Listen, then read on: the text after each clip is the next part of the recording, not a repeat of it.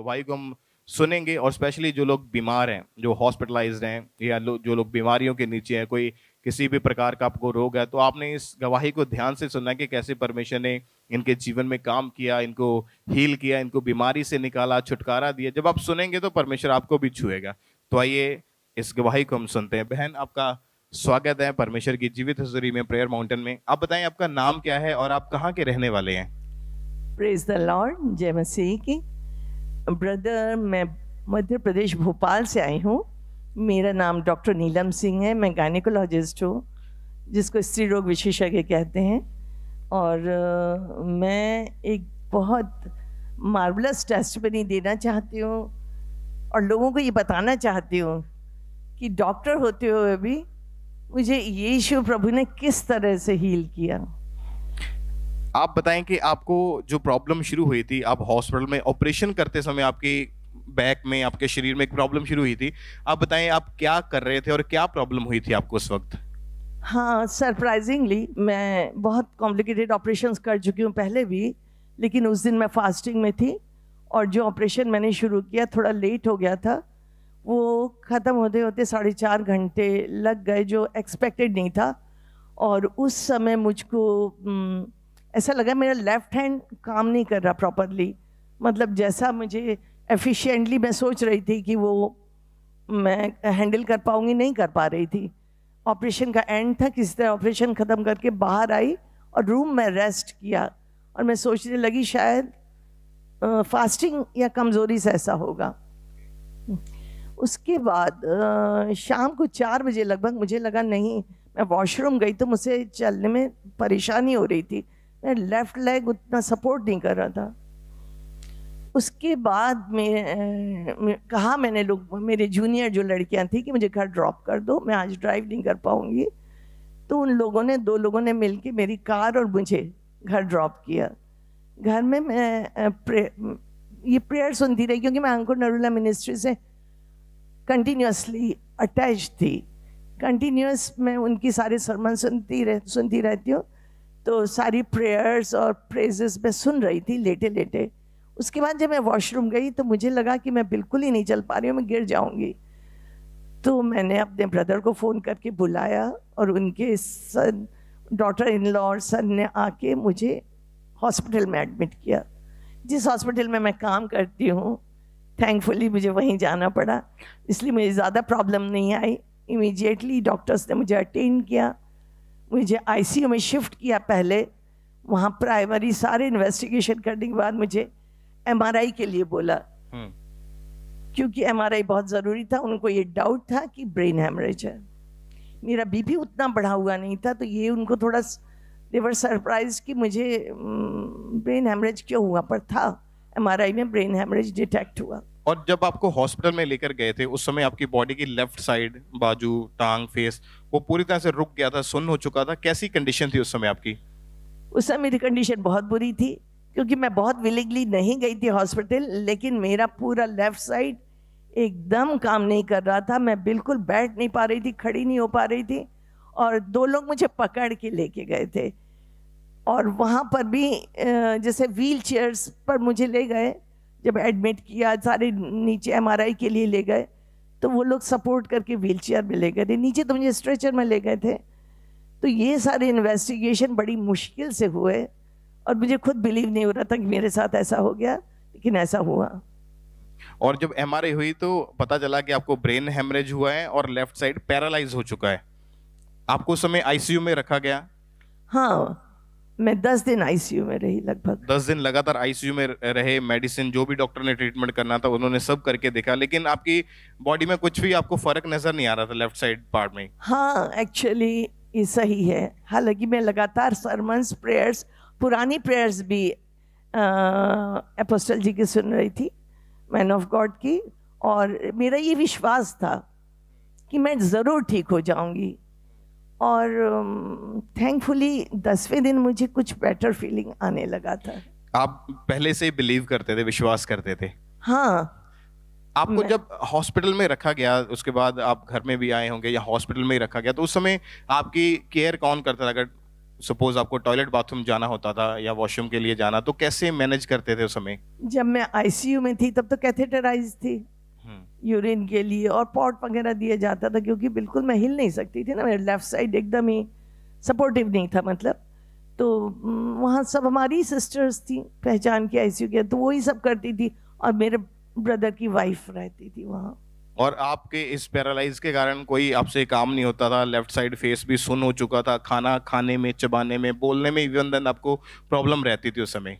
अरे हाथ ही नहीं हिलता तो आप समझ सकते हैं कि। और दूसरी बात, ना हिलना एक बात थी, मेरे बॉडी में इतना सीवियर पेन था, ऐसा लगता था मेरे सारे बॉडी के मसल्स पैरालाइज्ड है।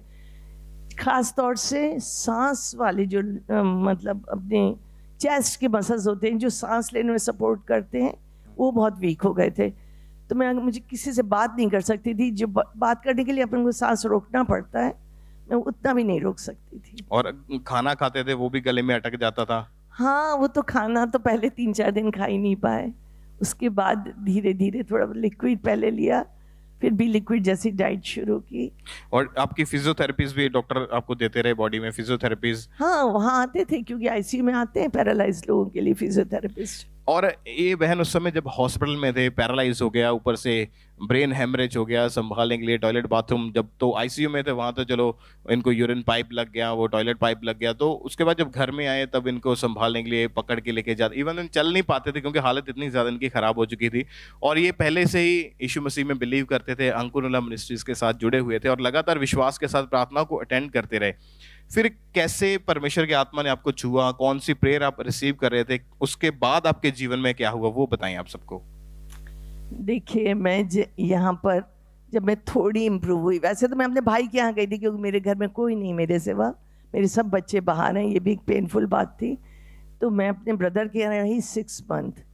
मैं जब मुझे ऐसा लगा कि मेरे मसल्स में इतनी स्ट्रेंथ आ गई है कि मैं ट्रैवल कर सकूँ, तो मैं 2 लोगों को साथ लेकर यहाँ पर आई थी। मैं जब यहाँ आई तो वो पाम संडे था और मैं इमरजेंसी सेक्शन में थी। और उस दिन प्रेयर्स हो रही थी और ये सॉन्ग आराधना तेरी आराधना, और उस समय मुझे ऐसा लगा जैसे मेरे बॉडी में करंट सा आया। जैसे आपने प्रेयर को सुना तो आपको करंट लगा बॉडी में? मेरी बॉडी में एनर्जी आई और मुझे लगा कि नहीं, I am much better. Main बात ये थी, मेरा लेफ्ट हैंड कुछ चीज़ पकड़ने की ताकत नहीं रखता था। जब मैं ट्रेन में आते समय चढ़ रही थी तो मैं अपने हाथ से पकड़ के नहीं चढ़ पाई थी, उन 2 लोगों ने मुझे ट्रेन में चढ़ाया था। वहाँ पर ट्रेन में वॉशरूम जाना भी मुझे बहुत मुसीबत थी, लेकिन जब मैं यहाँ से गई वापस तो मैं दोनों साइड के हैंडल्स पकड़ के ट्रेन में चढ़ सकी। ये मेरे लिए वो खुशी का एहसास है, हम बता नहीं सकती। जब आप अकेले हो और आप खुद दूसरों के लिए कर रहे हो तो आप चाहते हो आप जल्दी से जल्दी इंडिपेंडेंट हो जाओ। वो मुझे ब्लेसिंग का एहसास उस समय सबसे ज़्यादा हुआ। तारीफ करें पहले परमेश्वर की, जोर से तालियों के साथ परमेश्वर के नाम को महिमा दे।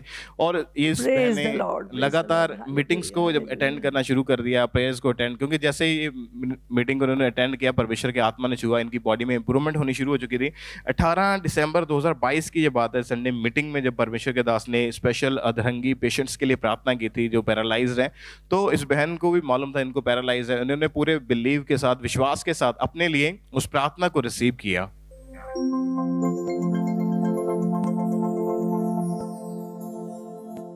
अपने हाथों को उठाओ, प्रार्थना करता हूं जितने लोग गठिए के रोगी हैं, एक्सीडेंटल रोगी हैं, अधरंगी के रोगी हैं, अधरंग एक्सीडेंटल रोग उनकी बॉडी को छोड़ के चला जाए।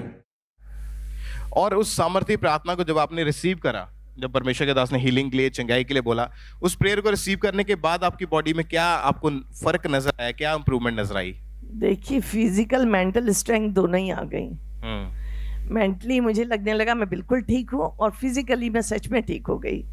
मैं अपने सारे काम जो कि बेसिक नीड्स होती हैं, भाई वॉशरूम जाना और अपने लिए कुछ किचन में करना, अपने हॉस्पिटल अटेंड करना, अपने पेशेंट को अटेंड करना, इवन ऑपरेट करना, मैं सब करने लगी। और अभी आप उस प्रेयर के बाद से बिल्कुल हील हो चुके हैं? मैं बिल्कुल हील हो चुकी। और आप एज ए डॉक्टर आपको तो मालूम ही होगा कि जो ब्रेन हेमरेज है ये काफी सीरियस रोग हो सकता है। डेफिनेटली बहुत सीरियस होता है और रिकवरी की कोई गारंटी नहीं होती। रिकवरी की कोई गारंटी नहीं होती। हाँ, और ये भी नहीं पता होता कितना टाइम लगेगा रिकवरी में। लेकिन परमेश्वर ने आपको उस मौत के गड्ढे से बाहर निकाला है, बीमारी से आज़ाद किया, पैरालाइज से आज़ाद किया। और अभी उसके बाद फिर पहले आपकी जॉब छूट गई थी, जॉब पे जा ही नहीं पाते थे, अभी जॉब दोबारा से रिजॉइन की, आप जा रहे हैं और कोई प्रॉब्लम नहीं है आपको। मैं थोड़ा सा करेक्ट करना चाहूँगी, प्रेयर्स मैंने आईसीयू से अटेंड करना शुरू कर दी थी और अपोस्टल जी की पुरानी प्रेयर्स जो भी उन्होंने पैरालिसिस के लोगों के लिए की थी मैं कंटिन्यूस सुनती थी।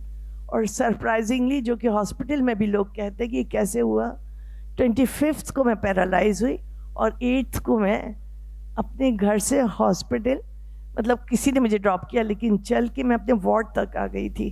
हालांकि मैं काम नहीं कर पाती थी और मैं कंटिन्यूस प्रेयर्स सुनती रहती थी, सरमन सुनती रहती थी। ये मिरेकल हुआ था पहला। उसके बाद ग्रेजुअली मैं इम्प्रूव होती चली गई और फरवरी के बाद से तो मैं सारे ऑपरेशंस करने लगी। और कोई अभी प्रॉब्लम नहीं है, कोई पैरालाइज, कोई ब्रेन हेमरेज, कोई सिम्टम तक उसका नजर नहीं है। बिल्कुल, बीपी भी मेरा काफी नॉर्मल है जो बीच में पैरालिसिस के बाद बढ़ गया था। Thank you Jesus. तारीफ करें परमेश्वर की, एक बार जोर से तालियों के साथ उस जीवित खुदा के नाम को महिमा दें। इसीलिए आपको बोला जाता है कि आपने जब प्रेयर्स को रिसीव करना है तो पूरे बिलीव के साथ, पूरे विश्वास के साथ रिसीव करना है। ये बहन ने प्रेयर को सुना, विश्वास किया, परमेश्वर ने इनकी लाइफ में काम किया। जिस तरह परमेश्वर ने इस बहन को भयानक रोग से, उस बीमारी से बाहर निकाला है, आज परमेश्वर आपको छुएगा और आप भी बड़ी गवाही के साथ वापस आएंगे।